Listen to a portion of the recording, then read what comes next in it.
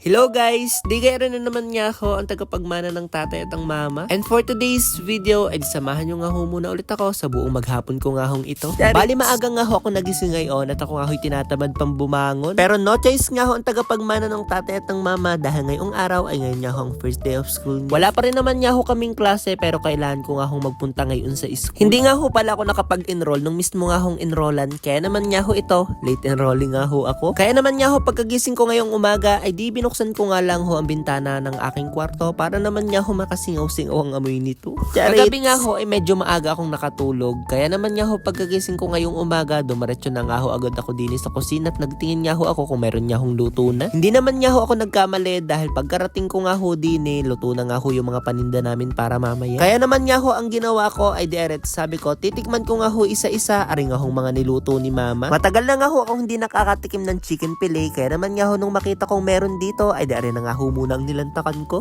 Charits! Hindi pa nga ho nakontentohan siya ng tagapagmana at are kumuha pa nga ho siya ng tinapay. Nung nakaraan niya ho mga 3 araw nang nakakalipas, nung maaga nga rin ho akong nagising, tinaray ko nga ho aring kainin. Nasarapan niya ho ako, kaya naman niya ho ito. Every time nagigising nga ho ako ng umaga, ito na nga ho ang inaagahan ko. At pagkatapos ko nga hong kumain, ay dinaliligo na nga ho yung kapatid ko. At sabi nga ho ng tatay, tumao muna ako din sa tindahan. Ang hirap nga daw ho magpabalik-balik din sa loob ng tindahan kapag nga daw ho may estudyanteng bibili. Nag-aabang nga daw ho siya ng tricycle na mapagpapadalhan nga daw ho ng amin nga hong mga pabili. At dahil ako nga ho ang kanilang tagapagmana, edi sabi ko wala nga hong problema. Charits! Naliligo pa naman nga ho ang kapatid ko tapos nakapag-agahan na rin nga ho ako kaya nga ho are ako muna ang tumao. Hindi na rin naman nga ho nagtagal at may dumaan na rin naman nga hong tricycle kaya nga ho ang tatay nakabalik na nga ho agad din sa tindahan. Pagkatapos nga ho noon, edi sabi ko ako nga ho'y maliligo na at baka nga ho ako'y malate. Ang kaso naman nga ho habang ako'y nagbibideo, humara nga ho aring kapatid ko at sabi ko di take 2. Ay dahil nga ho, pagkatapos nga hong maligo ng tagapagmana ng tatay at ng mama, ay di rin nga ho nagbihis lang ako para nga ho kami makaalis na. At para nga ho tayo makarating sa ating paroroonan, ay di rin nga ho pumunta na ako din sa aming Rusi. Charits, baka Rusi namin yun. Kasabay nga ho ng pag-alis namin dito, ay di ang pagpe-prepare nga ho ng aming mga ititinda na mga pang-recess nga ho ng eskwela. May mga nababasa nga ho ako sa comment section na nagsasabing parang ang sarap nga daw hong tumira din sa amin. Kapag nga daw ho nakikita nila itong lugar namin sa aking mga video, para nga daw hong ang tahimik at ang sarap nga daw hong tumira dito. Totoo naman nga ho yun dahil talaga naman nga hong napakasarap tumira din nga ho sa amin. Kapag naman nga ho nananawa ka na at gusto mo nga ho makakita ng syudad, ay di mga 1 oras na biyahe nga ho lamang at ikaw nga ho makakarating na. Bali 3 ilog nga ho ang tatawirin mo bago ka nga ho makarating dito. Ay di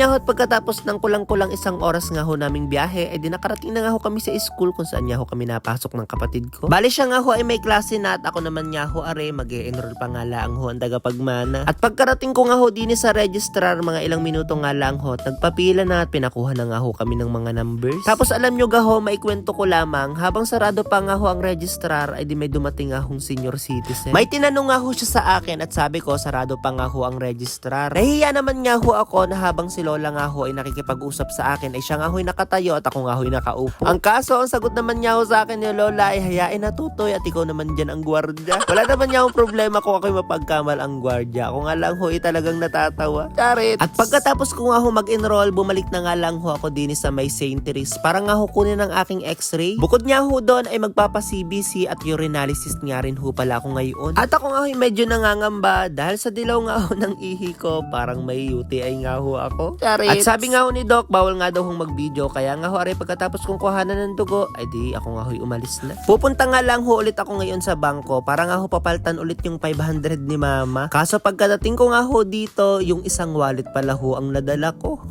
Natanong ko naman nga ho sa guard, basta nga daw ho kita pa yung serial number, pwede nga daw hong papalitan. Binisita ko nga rin ho pala ang kaibigan ko at ang social nga ho ng pamerienda niya dito. Charits! At pagkatapos ko naman nga ho magmerienda at magtanghalian nga ho sa kanila, ay diaret pumunta na nga ho ako sa LBC. Ipapadala nga lang ho pala ring barangay clearance sa pinsan ko nga ho nasa Batangas. At bago nga ho ako umuwi, may nadaanan nga ho kong prutasan at nagkita nga ho ako ng mangga at nung isang araw pa nga ho ako nagke-crave dito. Kaya naman nga ho are, bumili nga ho ako ng 1 kilo. At bago nga ho sana ako umuwi ng tuluyan, ako nga ho'y dumaan sa pagupitan. Ang kaso naman nga ho, sarado yung lagi kong pinagpapagupitan kaya nga ho are, dumaretso na nga lang ho ako ng uwi pauwi sa amin. At nung makarating na nga ho ako din sa aming barangay, napansin ko nga ho aring pinagturukan sa akin. Ay di ayun nga ho at bigla akong naalala na hindi ko nga ho nadaanan yung result nga ho ng mga ipinatest ko. Ay siya, edi hanggang dito na nga lang po muna ulit ang vlog nating ito. Ay di salamat na nga lang po muna ulit sa pagsama sa mga ganap nga ho ng tagapagmana. Ay paano? Ay di sa isang araw na lang po ulit ha. Harurut.